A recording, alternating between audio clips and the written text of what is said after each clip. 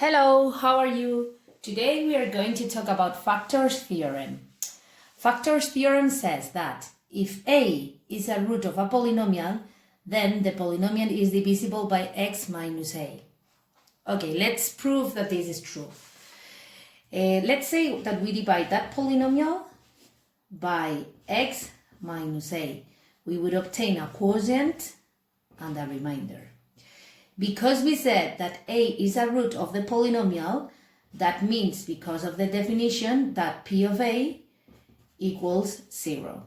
And because of reminders theorem, we know that to calculate the remainder of this division, if we plug in a into the polynomial, we would obtain the remainder. So we can easily conclude from these two statements that r must be 0.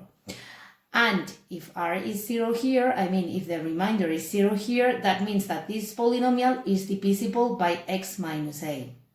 So we have proved that this is true. Let's study an example of how useful is the factors theorem to factorize a polynomial. Let's say we have this polynomial. We are going to use Ruffini's rule. So we copy the coefficients, degree 4, degree 3, degree 2, degree 1, and independent term. So if we try here with numbers, for example, let's try with 1, okay, we are like dividing this polynomial by x minus 1. We will obtain a remainder here and the quotient. So let's see what happens. We pull down number 2. We multiply by 2. We obtain 7 when we add 5 plus 2. Then 7 times 1, 7. Minus 5, 2. 2 times 1, 2. Negative 5 plus 2, negative 3. Negative 3 times 1, negative 3. So the remainder when we divide by x minus 1 is 0. So we can conclude that 1 is a root of the polynomial. We have to go on. We are trying to find roots here. So we want to obtain 0 as a remainder. Okay?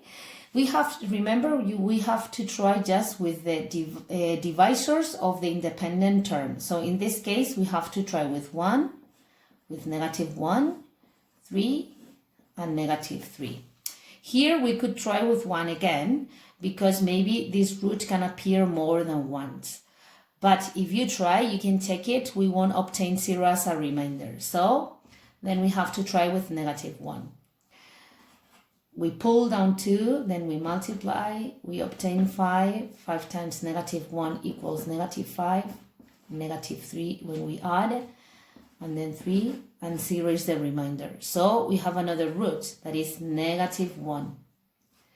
Now we can go on. If we try with negative 1, we won't obtain 0 as a remainder. And how do I know? Because I tried before when I was preparing this video, all right? Then if we try with 3, we won't obtain 0. We have to try with negative 3. We pull down 2, negative 6, negative 1, 3, and remainder 0. Okay? And now we just can try. It is not used to try with 1, because if we couldn't before, we are not going to be able now.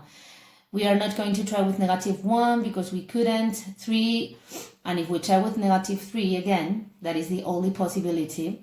We would obtain negative 6, and we won't obtain 0 as a remainder. So that's it. I cannot obtain more roots.